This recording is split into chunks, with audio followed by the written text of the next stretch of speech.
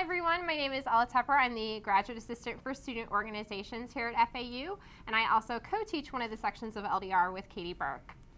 Hello everybody, my name is Algernon Dean. I'm going into my junior year here at FAU, studying Marketing Management and International Business. I'm an ilead owl in the Leadership Education and Development Office, as well as a member of a Greek-lettered organization. My name is Max Weems. I am the Graduate Assistant for Leadership Education and Development in the Office of Lead.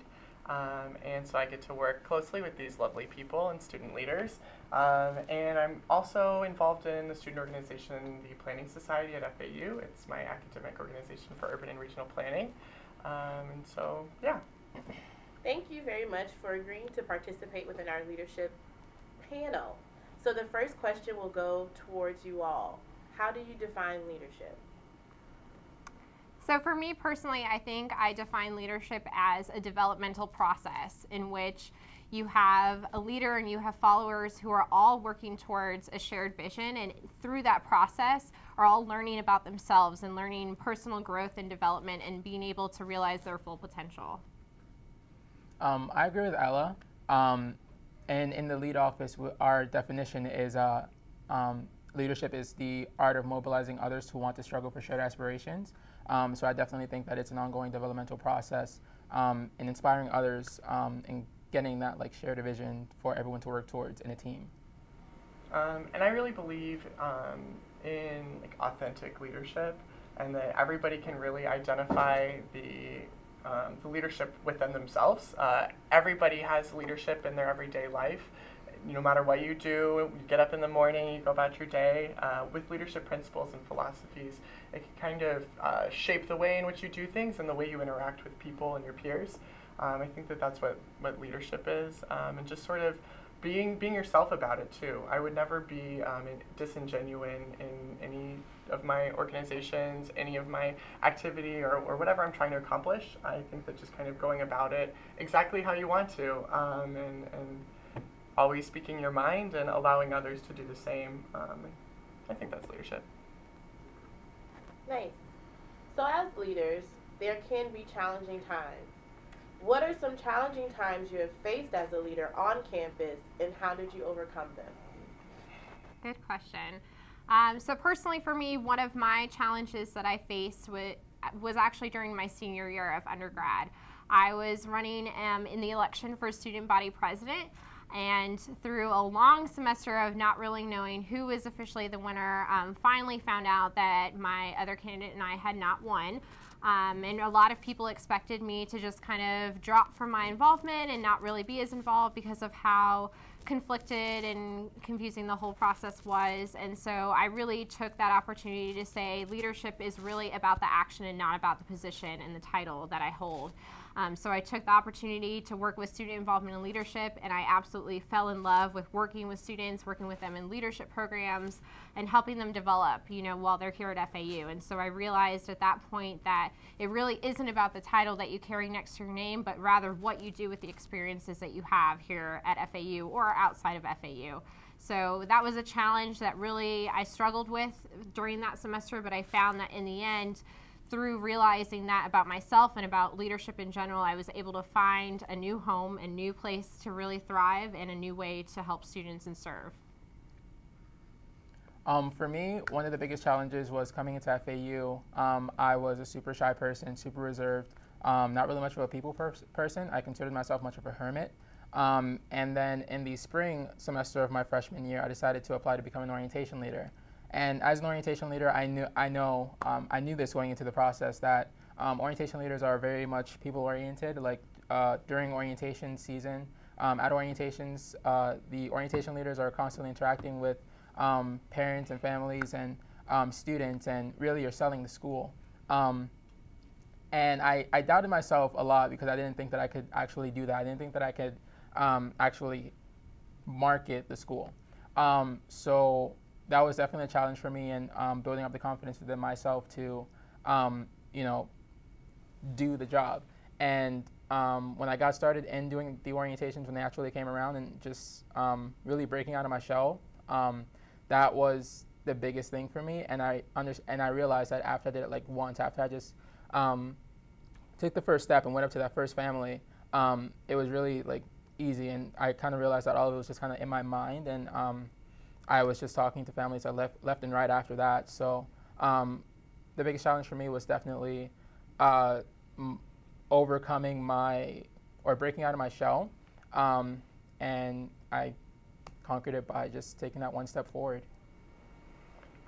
In my student organization, I would say that the challenge has been basically everyone has so many ideas, and how do you decide what's the best idea? How do you decide to move forward with whatever is being shared? And I think that just having those meetings, everybody feeling comfortable to speak their mind, and then just brainstorming and sort of trying to find some common ground and a conclusion that makes sense for everybody's aspiration. I think that is definitely one way to kind of overcome that challenge.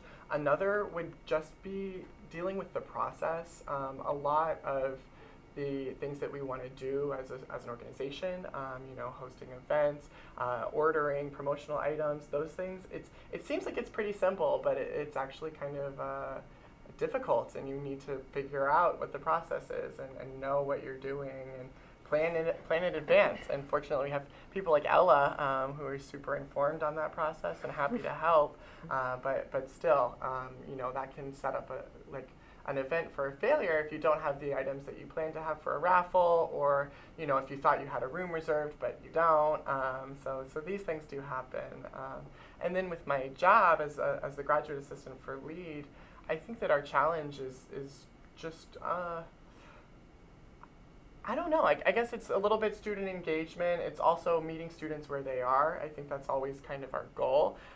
So we constantly sort of just look at what we're trying to accomplish and determine the best way to get there. And I think having a great team that supports you and supports you have a common goal that's established really helps to overcome any obstacle. So yeah, go teamwork. Thank you. Max, what are your values and how do they guide your decision making? I would say one of my strongest values is definitely tied to my family, and more than that, my need to have supportive relationships. I think that's sort of my biggest value, and that guides my decision-making process every time. I think that I do a lot of what I do for other people and for the people that I care about. So, I get up every day and I love coming to school because I know that I have very valuable relationships here. And I love going to work because I really enjoy the connections that I have with my peers, but also with the people I work for and with. And then, with my family, I know that so much of what I do makes them proud. And that's something that I really thrive on. So I value that highly. Thank you. Ella, as a leader, what do you feel your personal mission in life is? So my personal mission really ties in line with my vision, which is ultimately to see a world where students are able to graduate college without having any student loan debt. I'm personally affected by it, so it's something that really I'm passionate about, and it really is in the pit of my heart to really do something about it. So my mission is ultimately to help any student be successful with their education and being able to obtain an education. And whatever success means in their terms, whether it's getting a bachelor's degree or a master's or a PhD, being able to do that without having that fear behind the fact that you're going to be owing money for the rest of your life. So anything that I'm able to do in terms of helping them be successful is really fulfilling my mission, my personal mission in life. Dean, what are your thoughts on mentorship or having a role model? My thoughts on mentorship and having a role model, I definitely think it's one of the most important things in practicing leadership. I think that if you're trying to go somewhere, you definitely need to have a destination. And when we talk about growth, it's definitely important to have someone who you aspire to be like, or someone that inspires you to be more than who you are now. So I would say venture out there and find that person that inspires you, find that role model, find that mentor, someone that's going to keep you accountable to your growth, and someone that's going to push you to do more and push you out of your comfort zone, to bring you to the next level where you aspire to be. Thank you. So as leaders, branding and the image that you portray is important. So could you all speak to how social media plays a role within leadership? Great question. I think social media can be a huge advantage and a huge disadvantage at the same time. And it really all plays into how you use it and how you utilize it. I've seen businesses that have grown exponentially just because they have Facebook groups and they're able to start up through the web, and they're able to get so many connections because of people worldwide that they wouldn't have access to if they were just trying to market locally. So I think in that way it's awesome. Also, just connecting with individuals that you may not be able to connect with, just here at your university or even in your community. So in that level, in that respect, I think social media is awesome for connecting and networking and creating those connections and relationships with people. However, if you choose to utilize it in a not so great way and you choose to post inappropriate things or things that could be deemed controversial, it's really plays a negative light into how you're portrayed to employers, how you're portrayed to your friends and your family. So I think as long as you really are careful about what you are posting online and knowing that once it's posted, it's gone, it's out there, you can't get it back, that's incredibly important to recognize and realize, and then, be able to understand that and then guide your actions through social media based on that. I think Ella said it best. It can be an advantage and it can also be a disadvantage. When you're using social media, it's important to keep in mind the image that you portray, those images that you post, the statuses that you post. That's how you are, asking people to look at you as. So if you're posting, negative things, or if you're posting outlandish statuses, outlandish pictures, of you at a bar or something, knocking back 20s, that's how you're asking people to look at you, and that's how they will look at you, as some drunkard or some regular typical college student that you see in the movies, not really trying to get their education. And I think it's also important to keep in mind that one picture can attract a lot of attention. Suppose you did post that one picture where you knocking back that beer, a lot of people would draw a whole entire assumption about you from that one picture, and then your reputation is kind of in the dumps now because of that one picture, as opposed to the maybe 20 other pictures that you have with you and your family just smiling and looks like a normal family gathering. So it can be an advantage and it can also be a disadvantage, so just be careful. My experience with social media has been, well, I'm not much of a contributor. I'm more of an observer of social media. So I mainly use it as a resource to find out what's going on in the world and with my friends and that kind of thing. And so I definitely see, what you're talking about, where people, you form opinions about them based off of what they put on social media, even though you might know them in the real world and that's not 100% of their whole story. There aren't, you don't always know everybody off of social media, so what you think of them is what's made available to you. So that's absolutely true.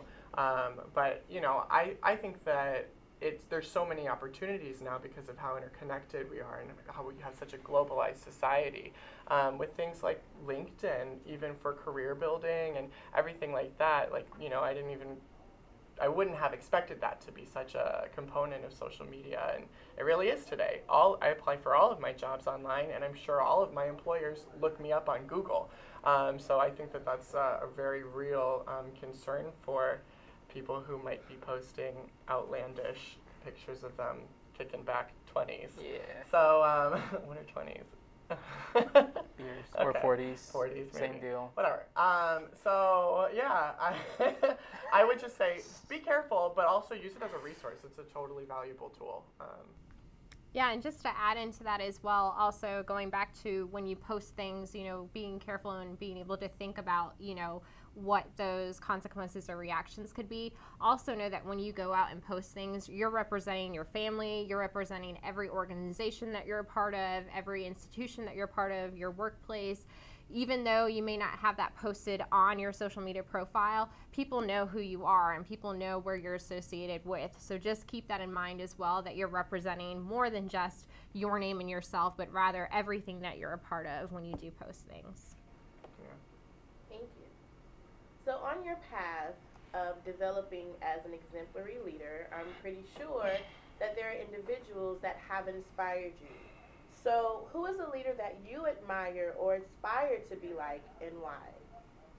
Well, on my path for like leadership discovery, I guess I'm going to call it like personal discovery and kind of accepting my own ability.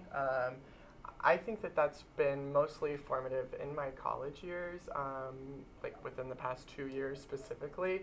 And that would be a result of just opportunities that were presented to me that, I took the initiative to go forward and find and really dive in to say that that's what I wanted to do with my time and dedicate myself to. But then there's also those people, like the question was stated, that are uplifting for you and kind of guide your process that you establish for yourself, but they're fully committed to your process. And I think that all three of us would probably identify, Katie Burke in the Office of Lead as being highly contributive to our leadership development process. I guess that isn't her title. True. but yeah, so I definitely would say that sort of just discovering what you want to do and then diving into that, and then also identifying those individuals that can also sort of really contribute to your process. It's crucial. Did I answer that? Yeah. Yeah, sure. Just to kind of jump in, for me, and one of the reasons why Katie has been such an instrumental part in my life, aside from the fact that I've worked with her, is just really that she is exactly what it means to be a leader, day in and day out. She definitely practices what she preaches, and she lives up to those expectations and standards of what it means to be an effective and exemplary leader. She goes above and beyond the call of duty, is always working 10 times harder, to make sure everything is taken care of, to make sure everything she's doing has a purpose, has a vision, has a why behind it. And I think that is so incredible, and that's something that I aspire to be like and something that I admire in her. So I think it goes even much more than just, her being able to help us through the process, but also just watching her and how she is able to exemplify the things that we learn about leadership and that we aspire to be like in action on a day-to-day basis, which is awesome. Yeah, I agree with Max and Ella. Katie Burke has definitely played an inspirational part in my life, and when I joined the Elite Owls from the beginning of summer to now, Katie's definitely helped me to grow from the beginning of summer to now, and I've probably grown in the past 3 months more than I have in the past 2 years at FAU. But I also think just having a role model, someone who I consider another one of my role models, aside from Katie Burke, is Simon Sinek. He's definitely a genius. I consider him a genius. He wrote Start With Why. It's a book and it's also a TED Talk. And I watched the TED Talk and it completely changed like my view, my perspective on leadership, and completely changed my perspective on the things that I do and why I do them. And it definitely motivated me to, I guess, find out more about myself and really extract a leader within myself, and kind of starting with why. Like, why do I do the things that I do? Why am I a part of the Elite Owls? Why is it that I'm a part of all the different organizations? Why do I go to school? Definitely made me question the things that I do. And I consider him a role model because he's changed the way how people think, and that's something that I truly value is the thought process. So I aspire to kind of do that for people one day, like, I don't know, change the way people think, like revolutionize people's perspectives. Thank you. So as we wrap up, could each of you please give lasting words to our student leaders, possibly just a word of advice, or if you have a few out there that are kind of tapping into their self-development or leadership development, just shed some guidance. Yeah, I would say, you just have to really be open to the opportunity for growth, and sort of once you, not necessarily make yourself vulnerable, but look for those opportunities and just take advantage of them. I think that you'll discover that there's like a whole another world out there that you're perfectly capable of participating in, and that's something that I think is like totally empowering. And look to your support network. Everybody that's around you is around you for a reason. And I think that once I discovered that I could lean on my friends and everyone is interested in your personal growth and success. It's a shared vision. It's not, nobody's going it alone. Yeah. All right, so I have kind of two pieces of advice really quick for those that are in the LDR class right now. One is to allow yourself to be vulnerable. There's going to be a lot of activities that you'll be doing in the upcoming weeks in which you'll really see how that plays out, and really allow yourself to build trust with the other members that are in your class. Really be able to trust and build those relationships with one another, because that's going to be really beneficial for you to get the best experience out of this course. Another is to understand also that leadership is a process, and so it is never ending and it is always changing. So just because you finish the course at the end of the semester doesn't mean your journey through leadership is over. You have such an amount of potential to get involved with tons of different leadership programs and potentially more leadership courses. So definitely don't think this is the end of your journey once you're done this semester. I think branching off of what Ella said about leadership being a never-ending process, I think it's important to kind of understand that failure is a good thing. A lot of people, they fear failure, and failure is that one of those things that's going to help you and it's going to grow you. That's the biggest part about leadership, is accepting failure and learning from it. So, in fact, I watched a seminar by Robert Kiyosaki. I forgot his last name, but he basically said, you know, failing faster is better because then you learn faster. So I would definitely say to remember that. Fail faster and you learn faster. Don't fear it. Don't think about, you know, all the bad things that's going to happen, getting involved in this thing, or all the bad things that is going to happen if you do this. Like, think about the good things that will happen if you do it. And if any bad things do happen, then learn from it and don't do it again. Well, thank you, and go out. Go Owls.